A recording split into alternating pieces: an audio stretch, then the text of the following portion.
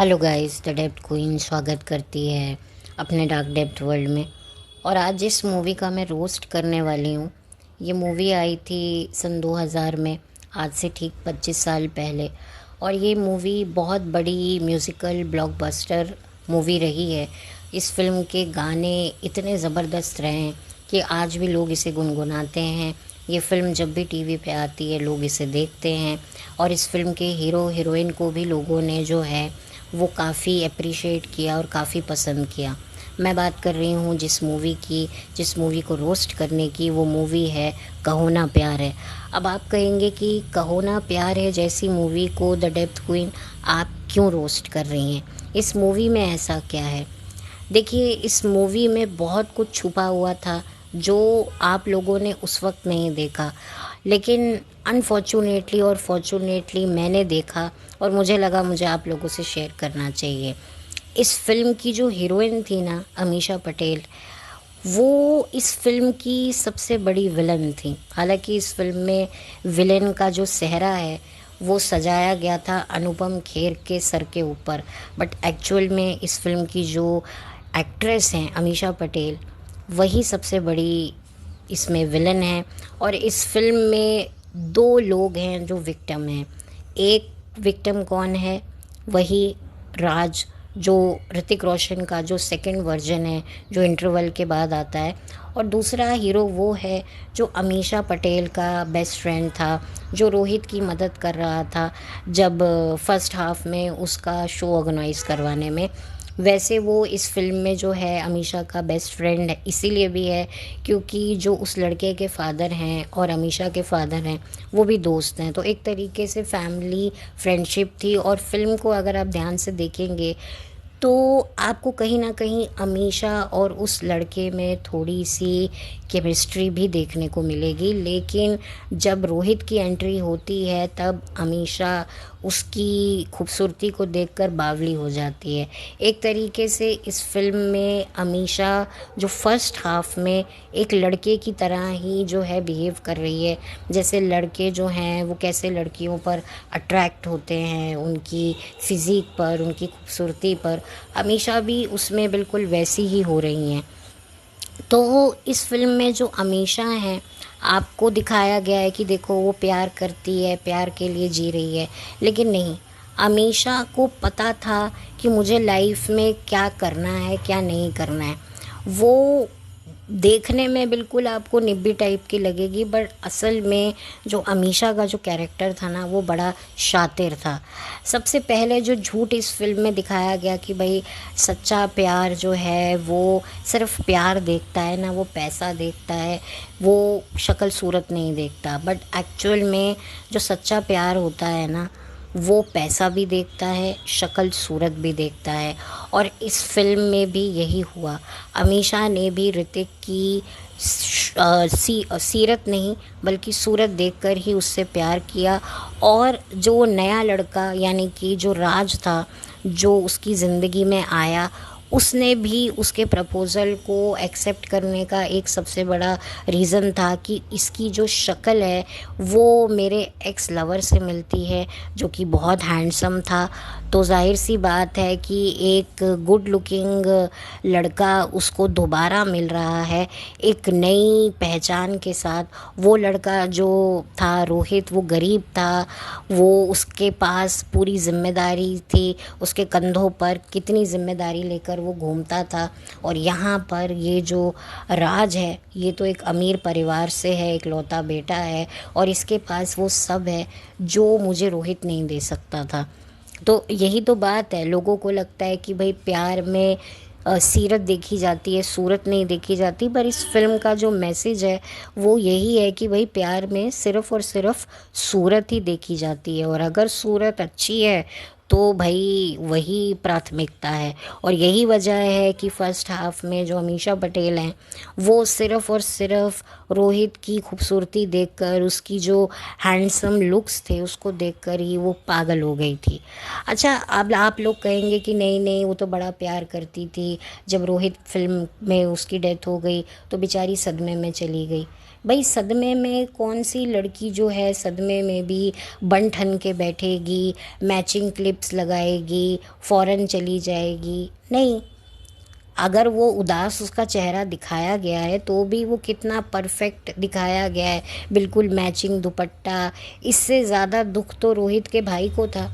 आप रोहित के भाई को देख लेते, वो बेचारा ना उसको खाने की फ़िक्र है, ना उसके अच्छे कपड़े हैं, चेहरा उसका एकदम सूख गया था, आँखों के नीचे काले गड्ढे पड़ गए थे, धब्बे पड़ गए थे। यहाँ तो सोनिया को कोई ऐसी प्रॉब्लम नहीं थी। और सबसे बड़ी बात कि अगर वो प्यार करती होती रोहित से सच्चा, तो उसके जाने के बाद उसका जो छोटा भाई था उसकी वो देखभाल करती, भाई उसको देखने जाती। ठीक है, फादर भले ही उसको वो नहीं करने देता, बट उसकी खोज खबर तो रखती। कोई उसका और उसके भाई का कोई इंटरेक्शन कोई दिखाया ही नहीं गया है। बहुत ही ज़्यादा मतलब सेल्फ सेंटर अमीषा पटेल का जो है मुझे तो रोल लगा। फिर उसके बाद जो है, फिर जब पूरा ये सिनेरियो सारा हो जाता है, तब उसके बाद जो रोहित का जो छोटा भाई होता है, देखो उस लड़के को भी कहीं ना कहीं पता तो चल ही गया था कि ये जो लड़का आया है ये मेरा भाई नहीं है। लेकिन फिर उस छोटे लड़के ने भी दिमाग लगाया कि भाई ये लड़की जो अमीषा पटेल है ये तो सारी मलाई लेके जा रही है। इसको पहले मेरे भाई का शक्ल पसंद आ गई थी, उसके पीछे पागल हो गई थी। मेरा भाई जो है इसी के पीछे जो है उसने अपना करियर भी ख़राब करने बैठ गया था, नौकरी भी छोड़ के बैठ गया था, और देखो इसके पीछे जान भी गंवा ली।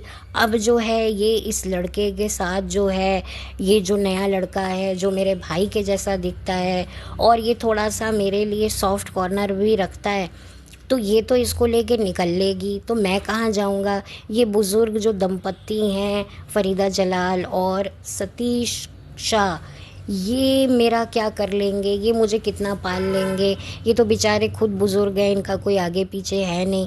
तो वो जो छोटा बच्चा होता है ना, वो छोटा पैकेट बड़ा धमाका, वो भी करता है, वो भी ऐसे देख लेता है कि नहीं नहीं आप ही मेरे भैया हो, आप ही मेरे रोहित भैया हो, क्योंकि वो समझ जाता है कि ये लड़की तो कहने को मेरे भाई की गर्लफ्रेंड थी, एक बार भी मुझसे मिलने आई नहीं, और अभी भी देखो ये तो इसको पूरी सेट करके बैठी हुई है, तो मेरा क्या होगा?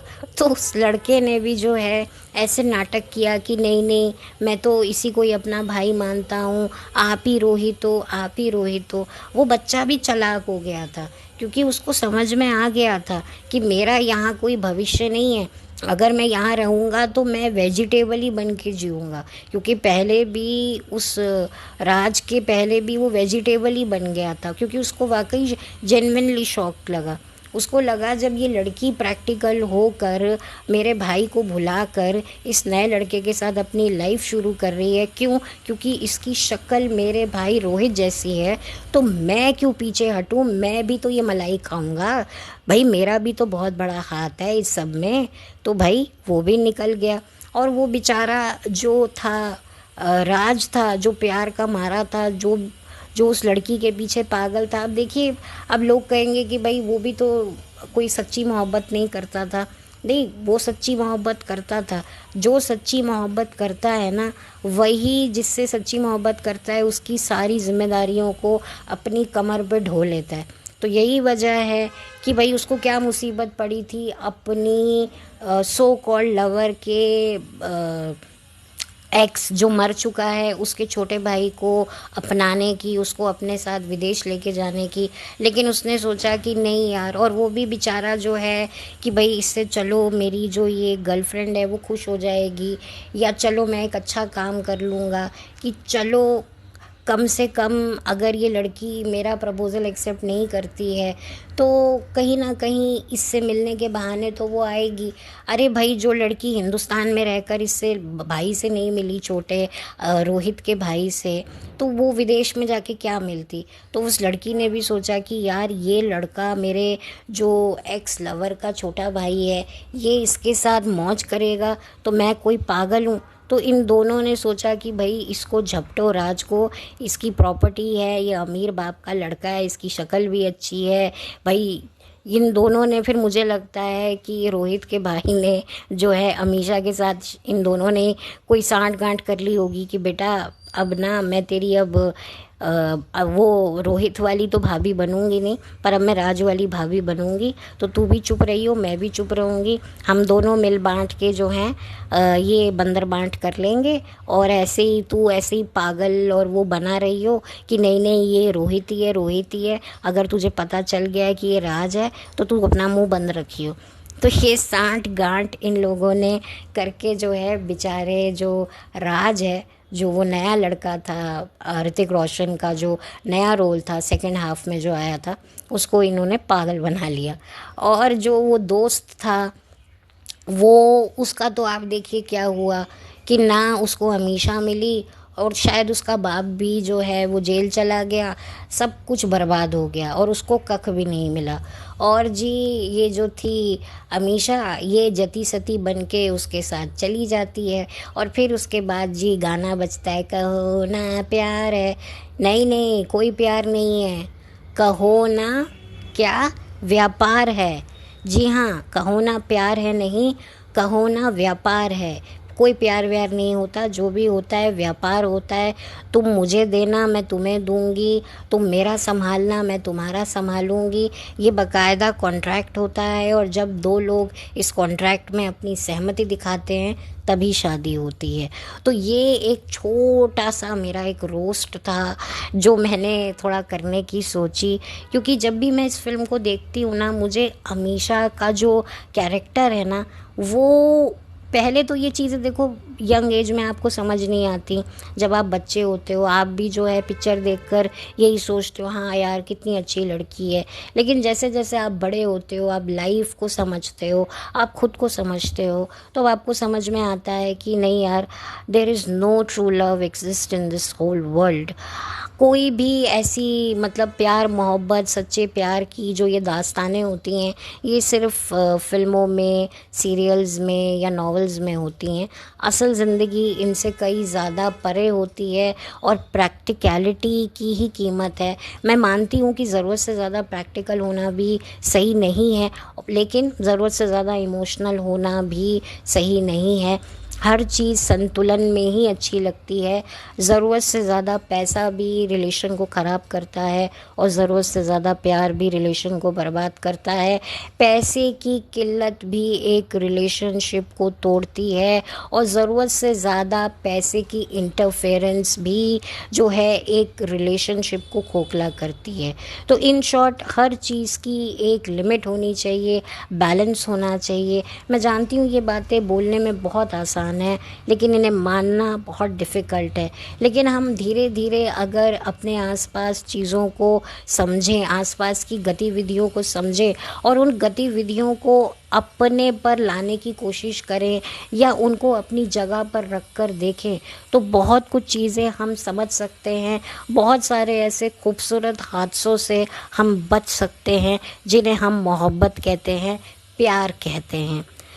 तो बस और कुछ ज़्यादा मेरे पास इसको रोस्ट करने के लिए कोई है नहीं है। ये देखिए एक मनोरंजन के लिए है, कोई पर्सनल लेवल पर किसी से कोई हेट नहीं है।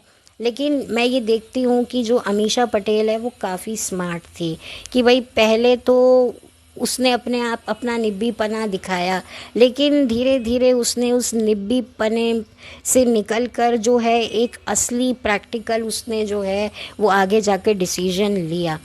अब इस डिसीजन को बहुत से लोग अप्रिशिएट भी कर सकते हैं मेरी बात सुनने के बाद, या इसको नापसंद भी कर सकते हैं, वो आपका चॉइस है। लेकिन प्यार मोहब्बत जैसी कोई चीज़ नहीं होती है। सीरत बाद में आती है, पहले सूरत आती है। और जो मोहब्बत होती है उसके मायने भी तभी बनते हैं जब उस मोहब्बत को संभालने के लिए एक सर्टेन अमाउंट का पैसा होना बहुत ज़रूरी है। कि कोई लड़की एक ऐसे लड़के के साथ शादी कैसे कर सकती है जो बीमारी हारी में उसका इलाज नहीं करा सकता। बहुत सारी लड़कियां जो हैं घर छोड़ के चली तो जाती हैं, लेकिन जब उन्हें कोई हेल्थ इशू आता है और जब उनके पति उनकी हेल्थ इशू में उनका हेल्थ का इलाज करवाने के लिए उनको जो है वो सपोर्ट नहीं दे पाते हैं फाइनेंशियली, तब फिर क्या होता है, तब उन्हें समझ में आता है कि हमने गलत डिसीजन लिया। तो खैर ये तो एक डिबेटेबल टॉपिक है, डिबेटेबल इशू है। आप लोगों ने भी इस तरह के किस्से हादसे सुने ही होंगे। मैंने भी अपनी लाइफ में सुने हैं, पढ़े हैं, देखे हैं, जहाँ पर जो है अच्छे खासे जो रिश्ते होते हैं वो पैसों की किल्लत की वजह से काफ़ी ज़्यादा सफ़र करते हैं, और कई कई रिश्ते तो टूट भी जाते हैं इसी चक्कर में। तो हर चीज़ की एक लिमिट होनी चाहिए, चाहे वो पैसा हो, चाहे वो प्यार हो। लेकिन इस फ़िल्म में जो है, अमीषा ने कोई सच्चा प्यार नहीं किया था, उसने सूरत से प्यार किया था। और पहले जो उसमें था, पहले हाफ में जो था, वो सूरत के पास पैसा नहीं था, उसके पास कुछ भी नहीं था। और दूसरे हाफ में जो वही सूरत उसकी ज़िंदगी में आती है, लेकिन उसके पास बहुत सारा पैसा होता है। और सबसे बड़ी बात ये होती है कि अगर वो वाकई सच्चा प्यार करती होती रोहित से, तो वो राज के प्रपोज़ल को एक्सेप्ट नहीं करती। हाँ, वो ये कह सकती है कि तुम इस बच्चे को लेके जाना चाहते हो तो ले जाओ, लेकिन मैं उसकी सीरत से प्यार करती थी। भले ही तुम्हारी शक्ल उससे मिलती है, लेकिन तुम्हारी पर्सनालिटी और उसकी पर्सनालिटी में बहुत फ़र्क था। मैं उसी से प्यार करती हूँ। I wish you all the best. अगर ये दिखाते ना तो बात होती। लेकिन आप देखेंगे कि जब से वो राज उसकी लाइफ में आया था, तब से जो है वो यही फाइंड आउट करने में लगी थी कि नहीं, ये कहीं रोहित तो नहीं। क्योंकि अगर वो पहले ही उसके प्रपोज़ल को एक्सेप्ट कर लेती, तो फिर हो सकता है बाद में पता चलता कि नहीं, वो ये तो रोहित ही है, इसके तो वो सर पे चोट लगी थी और ये बहता बहता किसी किनारे पहुंचा, वहाँ किसी ने इसको बचाया, फिर इसकी याददाश्त चली गई तो उन्होंने इसको अपना बेटा बना लिया और बेटा बना के विदेश ले आए। तो ये जो स्टोरीज़, कहानियाँ इसने भी किसी फिल्म में देखी होंगी, तो इसको भी ये लगा होगा कि भाई मैं इसका प्रपोज़ल फट से एक्सेप्ट कर लूँगी तो कल को इसकी याददाश्त आ गई, या हो सकता है ये मुझे ही परख रहा हो, इसको पता हो कि ये रोहित ही है, तो कल को ये मेरे को ही वो कर दे, बेइज्जत कर दे। तो भाई सारी उसने छानबीन करने के बाद ही जो है उसके प्रपोज़ल को एक्सेप्ट किया और बोला हाँ मुझे तुमसे प्यार है। जी नहीं, वो असल में ये कहना चाहती थी कि भाई जो तुम्हारा प्रपोज़ल है इस व्यापार का, वो मुझे मंजूर है। तो इसीलिए इस फिल्म का नाम है कहो ना व्यापार है। तो चलिए अब मैं इस वीडियो को बंद करती हूँ। आई होप आपको मेरा ये रोस्ट पसंद आया होगा। अपना जो भी ओपिनियन है वो मेरे साथ साझा ज़रूर कीजिए। अगर कोई बात बुरी लग गई हो तो माफ़ी चाहती हूँ। बहुत जल्दी मिलूँगी एक नए वीडियो के साथ। तब तक thank you so much. Have a blessed day.